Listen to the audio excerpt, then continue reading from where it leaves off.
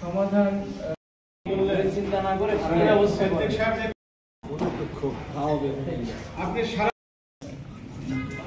সেটাই যে শিক্ষক নিয়ে বসানো হয়েছিল আমরা সুন্দর করে মিটিং করে দিলাম। হলো মূলত হচ্ছে শিক্ষক প্রশিক্ষণ।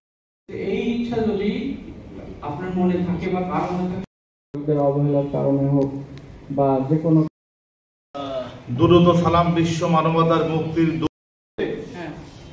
কিছু মনে করে জন বিভিন্ন পেশায় যাওয়ার কারণে হইতে পারে।